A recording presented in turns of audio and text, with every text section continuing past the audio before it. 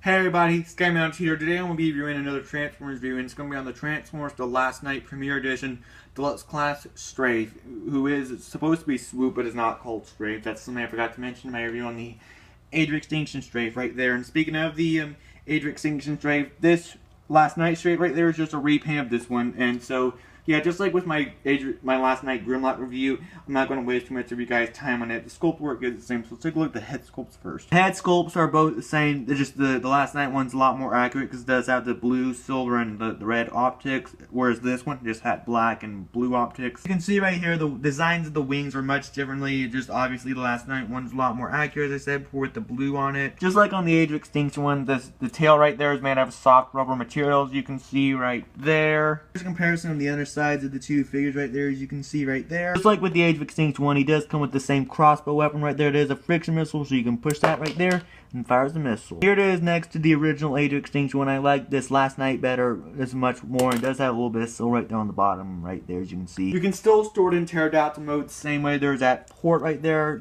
You just port it right in there. If I can, just peg it right in there. There we go, and there's the storage for the crossbow. Just like with the original Age of Extinction one, this Last Night Strafe does come with the lances from before. Just like on the original Age of Extinction review I did, I don't know if you can actually store the swords underneath the crossbow like that or not.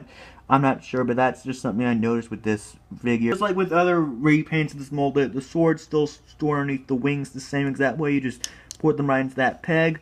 Right there, and there we have a, wait, hold on one second. Okay, there we have the storage for the storage underneath the wings. Articulation and pterodactyl move the same. Head can look up and down, both heads do, and the jaws can open up right there, as you can see. You can also rotate it right there, but the transformation joint moves in, but it's a transformation joint, also does this right there, but again, that's a transformation joint right there.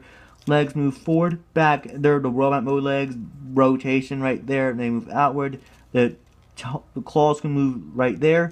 The wings can also rotate right there, move outward, do the transformation, do this right there, do the transformation, and the tail is on a hinge. And I think I got all the transformation. It also rotates right there. I don't think I mentioned that before. For a comparison, here's with the only other Dinobot that I reviewed from the Last Night toy line, that being Grimlock, who is a repaint of the Age of Extinction Voyager class mold. Transformation is the same thing. You just untab this leg right there and just rotate, tab it in, rotate so that the silver part facing forward. Again, do it on this side, just tab that. And like so, move the legs down, untab the arms from the wings, just move them downward like here. Just do that again on this side, get it down like this, move these in like so, just move them. I like to move them underneath the tail like so, just do that right there. And for this part, just untab this, undo this right there, rotate it like that. Again, rotate it like this right here if I can. And move the head up, and there we have Strafe in his robot mode. Like I said before, he just is a repaint of the Age of Extinction Strafe, just a lot more accurate colors. So let's take a look at the head sculpt comparison. Head sculpt and robot mode are just the same, but just like I said before, the Last Night one is a lot more accurate. It does have a lot more darker color scheme, blue highlights, silver, and a lot more accurate color scheme, as I said before. Yeah, and here's more accurate. Here's a lot more comparisons. Again, the Last Night one's a lot more accurate than the Age of Extinction one, because this was blue.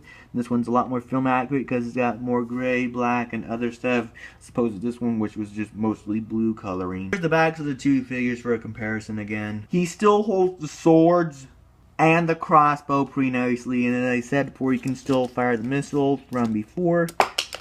Comparison here is with the Last Night Voyager class Grimlock, that is a repaint of the Age of Extinction Grimlock. And for another comparison, here is with the Last Night Voyager class Optimus Prime. I did remove the electrical tape I had on his chest for the sake of the video.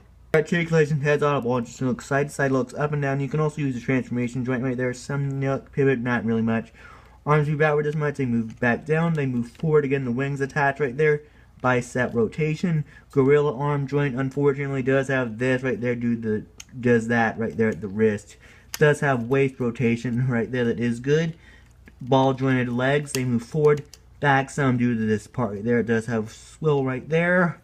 Move outward, does have a swivel above the knee, a good knee joint. If you wanted to, you could use the transformation joint to get like a double joint knee, I think, but I think that's it all for all the articulation. So there's my review on the Last Night repaint of Strafe. Bye.